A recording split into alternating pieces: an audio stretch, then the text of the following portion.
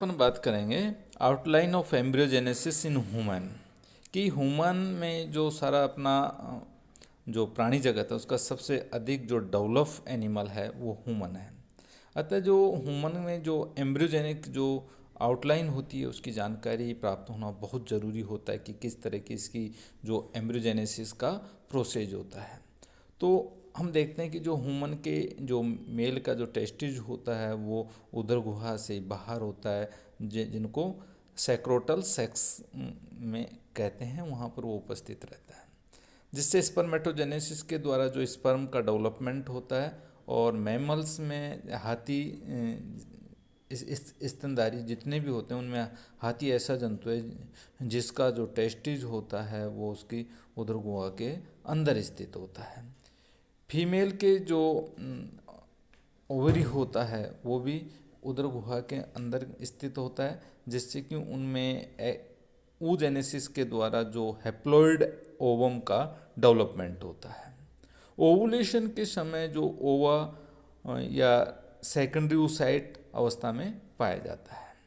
Ovulation के पश्चात 12 to 24 hours में स्पर्म के द्वारा फीमेल रिप्रोडक्टिव सिस्टम की जो फैलोपियन ट्यूब में फर्टिलाइजेशन के द्वारा संपन्न होता है। स्पर्म और ओवम पर उपस्थित कोरोना रेडिएटा, जोना रेडिएटा वो पेल्यूसिडा से वो रिएक्ट करते हुए और वो ओवम में डिफ्यूज हो जाता है। तो इन दोनों गैमेट्स के जो न्यूक्लियस होते हैं उनके साथ कंप्लीटली जो फ्यूजन से डिप्लॉयड यानी 2n जाइगोट का फॉर्मेशन होता है या डेवलपमेंट होता है। फर्टिलाइजेशन के एक दिन के बाद में फैलोपियन ट्यूब में ही जो क्लीवेज प्रारंभ हो जाता है और यूट्रस के समय पहुँचते पहुँचते फैलोपियन ट्यूब में जाइगोट मोरुला में चेंज हो जाता है।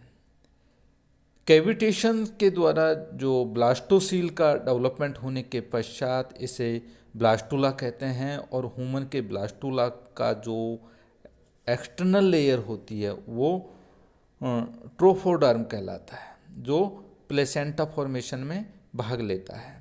इससे जो एम्ब्रियो प्रोडक्टिविटी जो सेल्स होती हैं उनका एक ग्रुप जो इंटर सेल्स मास पाया जाता है, और ट्रोफोडर्म से प्रेगनेंसी हार्मोन्स जैसे ह्यूमन कॉरोनिक्स गोनेडोट्रोपिन का सीक्रेशन होता है, जिससे उनका जो मेंस्ट्रुएशंस साइकिल्स होता है उसमें मेंस्ट्रुएशन का सीक्रेशन होता है, जिससे कि मेंस्ट्रुएशन साइकिल रुक जाता है।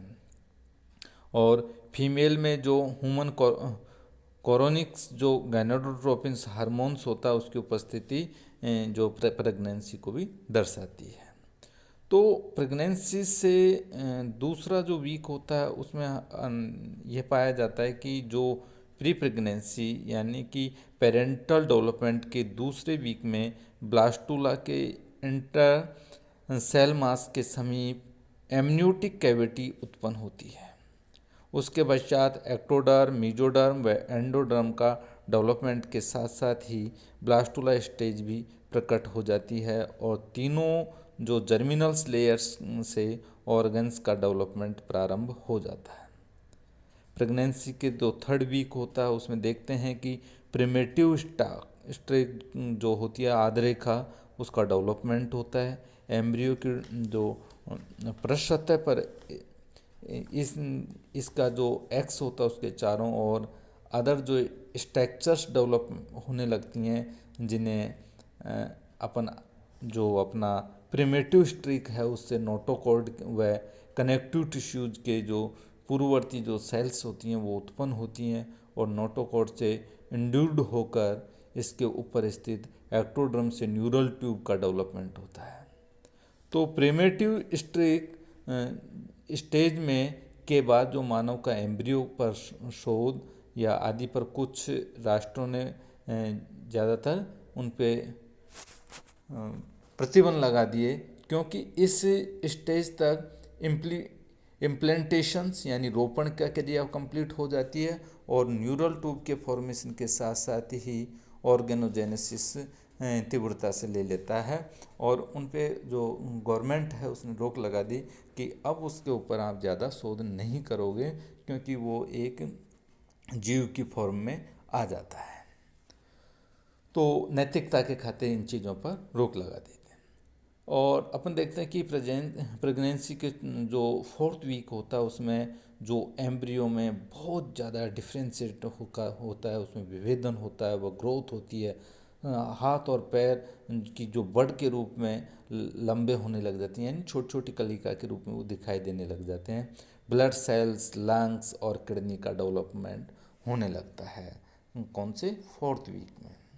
तो अपन देखते हैं कि जो 5th एंड 6th जो वीक होता है उसका जो एम्ब्रियो का जो हेड पार्ट है वो जो और अदर जो बॉडी है उससे बिल्कुल सेपरेट होकर उससे बड़ा होता है, और उसके हैंड एंड फोर लिम्स के मूल सिरे जो प्लेट के रूप में मॉडिफाई हो जाते हैं तथा उनको एपोप्टोसिस कहते हैं। एपोप्टोसिस कैसे कहेंगे कि उनका एक जो प्लेट के रूप में four limb and hand limb वो कन्वर्ट हो जाते हैं और उनसे जो फिंगर भी डेवलप होने लगती हैं। तो प्रेगनेंसी का जो 7th एंड 8th वीक होता है उसमें देखते हैं कि जो कार्टिलोजेनेसिस से स्केलेटन का डेवलपमेंट होने लग जाता है, और प्रेगनेंसी के 8 वीक तक कंप्लीटली जो एम्ब्रियो वयस्क में स्थित सभी जो स्ट्रक्चर्स होती हैं उनकी रेडिमेंट्री डेवलप हो जाती है, और अब इसे हम एम्ब्रियो न कहकर फीटस कहने लग जाएंगे। फीटस का सिर बड़ा होता है, कान कुछ नीचे तथा आँखें अधिक चौड़ी होती हैं, और उनका जो उपास्थल से अस्थिल यानी बोनी जो कार्टिलेज थी वो अब बोनी स्केलेटन का डेवलप होने लग जाता है। और 6th वीक तक कंप्लीटली एम्ब्रियो का जो सेक्स डिटर्मिनेशंस स्ट्रक्चर्स बनने लग जाते आधार पर नहीं किया जाता। 6ठे जो वीक होता है उस तक क्या होता है एम्ब्रियो का जो सेक्स डिटर्मिनेशन स्ट्रक्चर के आधार पर नहीं किया जाता, और 12 to 15 वीक के जो एम्ब्रियो का अल्ट्रासाउंड द्वारा हम वो मेल एंड फीमेल के रूप में पहचान सकते हैं। और 12th वीक में जो फीटस अपना जो अंगूठा होता है, थंब होता है, उसको चूसने लग जाता है और फिस्ट बनाने लगता है, यानी मुट्ठी बांधने और खोलने लग जाता है। इससे एमनियोटिक फ्लूइड से वह रेस्पिरेशन करता है। जो 14th वीक होता है उसमें एम्ब्रियो में जो हेयर्स, भौहें, नेल, निफल्स का डेवलपमेंट होने लग जाता है।